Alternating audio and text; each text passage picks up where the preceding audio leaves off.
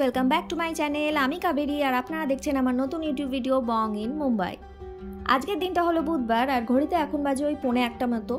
তো আমরা দুজন দুপুর বেরিয়ে পড়েছি একটা জায়গায় যাওয়ার জন্য। চলুন, অনেক দেরি হয়ে গেছে, রাস্তায় যেতে যেতে বাকি কথা হবে।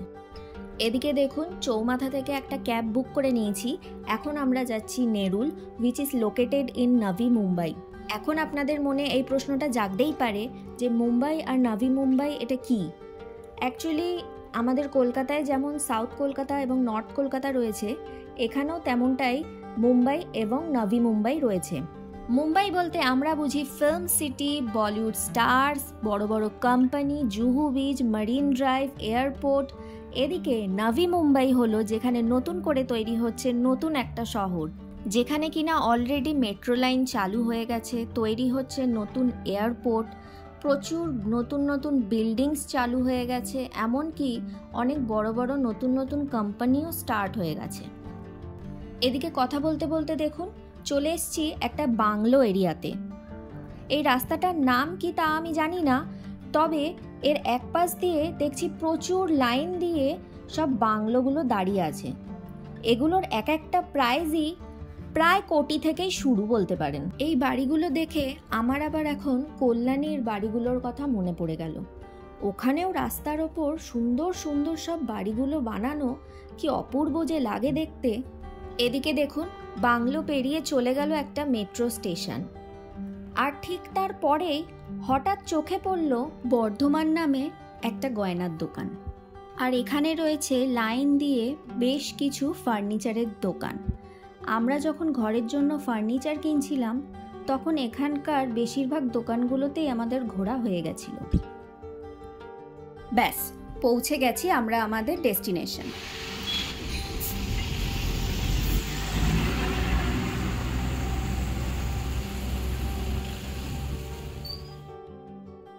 কিন্তু তাড়াহুড়ো করে এসে কোনো লাভ হলো না, জানেন তো।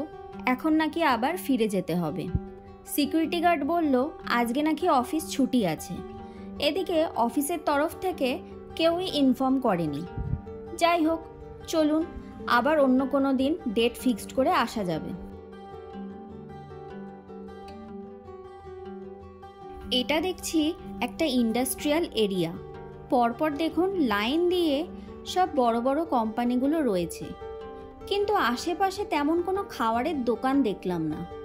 এই একটাই ভ্যানে করে ভাড়াপাও বিক্রি হচ্ছে দেখলাম। চলুন এখন হাঁটতে হাঁটতে যাই বাস স্ট্যান্ডের কাছে। এখানে আসার পর একদিনও আমার এখানের বাসে চড়া হয়নি। আজকে যখন সুযোগ পেয়েছি তাহলে ছাড়বই বা কেন বলুন।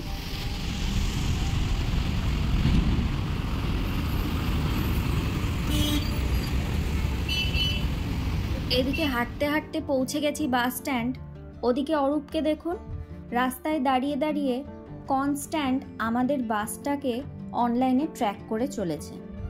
আসলে ওর আবার বাড়িতে গিয়ে মিটিং আছে, তাই একটু মনে হয় অস্থির হয়ে পড়েছে। কতবার ডাকলাম এখানে এসে বসার জন্য, কিন্তু কিছুতেই এলো না। বারবার খালি ঘড়ি দেখছে আর একবার করে মোবাইলে বাসটাকে ট্র্যাক করছে। চলুন, অবশেষে বাসটার দেখা পেলাম।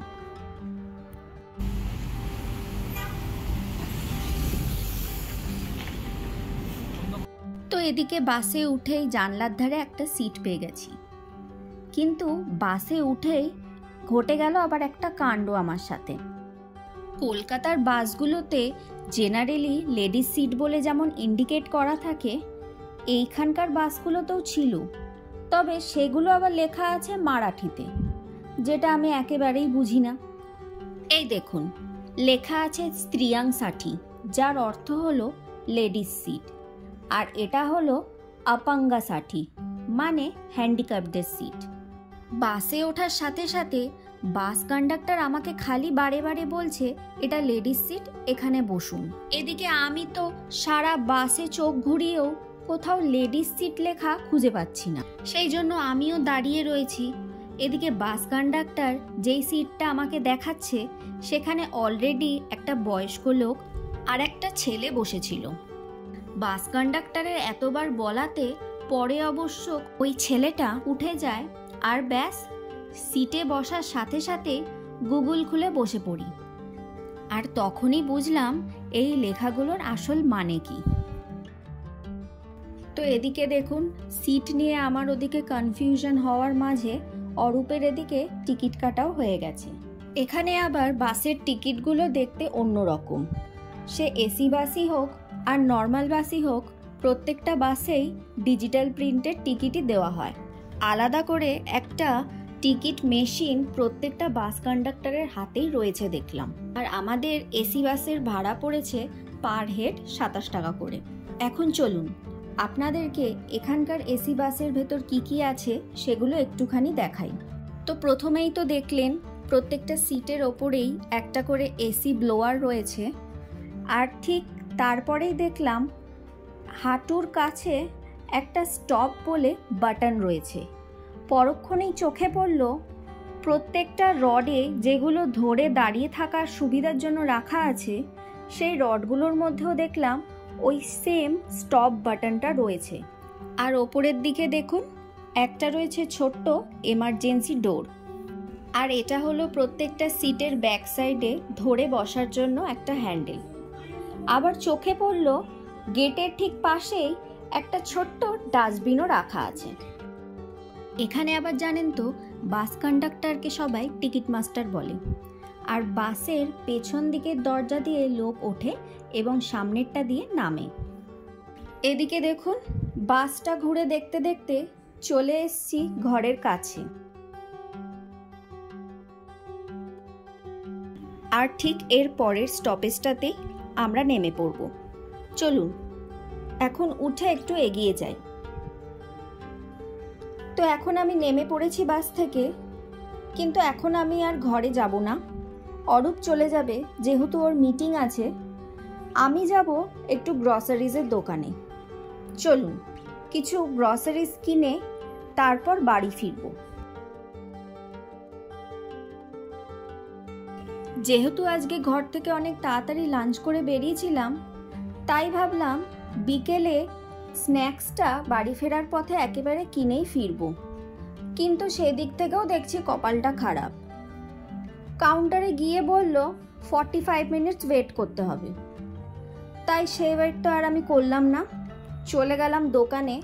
জিনিসপত্র কিনে নিয়ে এখন সোজা হাঁটা দিয়েছি বাড়ির পথে।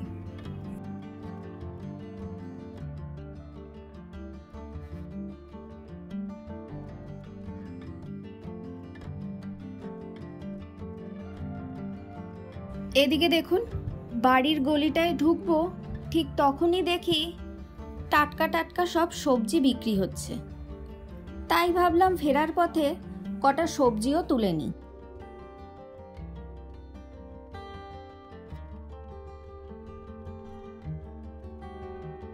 তো এদিকে আমার সবজি কেনা হয়ে গেছে। ওই 1 কেজি আলু, ভেন্ডি, ঝিঙে আর একটু আদা, ব্যাস এই কটাই কিনেছি। গ্রসারিজের দোকানে কি কি কিনলাম সেগুলো তো আপনাদেরকে দেখানো হয়নি দোকানে গিয়ে। একা হাতে কেনাকাটি করার সাথে ভিডিও পসিবল হচ্ছিল না। তাই চলুন ঘরে গিয়ে আপনাদেরকে দেখাই সেখান থেকে আমি কি কি আনলাম। নিয়েছি 2টো সুইস রোল, এগুলো 10 টাকা করে, আর একটা চিকেন গ্রেভি। এটার একটা রেসিপিও আমি বানিয়েছি, কিন্তু এখনও সেটা শেয়ার করার সময় হয়ে ওঠেনি। আর নিয়েছি একটা শ্রীখণ্ড। এটা আমার কখনোই ট্রাই করা হয়নি, তাই আজকে চোখে পড়লো যখন কিনেই নিলাম। নিয়েছি একটা বাদাম চিক্কি। এই চিক্কিগুলো আমাদের লোকাল ট্রেনে বাদামের খাজা নামে পরিচিত, যেগুলো 5 টাকা থেকে 10 টাকার মধ্যে দাম হয়। কিন্তু যেটা কলকাতায় 10 টাকায় বিক্রি হয়, এটাই সেখানে 15 টাকায় বিক্রি হয়। আর নিয়েছি 1 লিটার তেল আর 4 রকমের ম্যাগির প্যাকেট। এগুলো দেখলাম নতুন এসছে, তাই এগুলো নিয়েছি। আর নিলাম 500 চিড়ে, যার দাম পড়েছে 36 টাকা। আর যেটার জন্য মেন যাওয়া মানে মুড়ি, সেটা অনেক দিন ধরে শেষ হয়ে গেছিলো, কিন্তু যাব করে আর গিয়ে কেনা হচ্ছিল না, তাই একেবারে সব কিনে নিয়ে চলে এলাম। এখন চলুন শ্রীখণ্ডটা ট্রাই করে দেখি। এটা আমি নিয়েছি পিস্তা আর বাদাম ফ্লেভারের। ফার্স্টে ভেবেছিলাম আইসক্রিম টাইপের খেতে হবে, কিন্তু পরে দেখলাম না, এটা একটু দই দই ফ্লেভারের, কিন্তু আবার টকও নয় মিষ্টিও নয়, একটু অন্যরকম। এখন চলুন ওদিকে গিয়ে কফি বানাই। অরূপের মিটিং শেষ হয়ে গেছে, ও এখন একটু কফি খাবে আর আমি এদিকে শ্রীখণ্ডটা এনজয় করি। তাহলে চলুন, ভিডিওটাও আজকে এখানেই শেষ করছি। দেখা হবে খুব শিগগিরই পরের আর একটা ব্লগে। ততক্ষণের জন্য ভালো থাকবেন, সুস্থ থাকবেন এবং do like, share and subscribe my YouTube channel. Thanks for watching.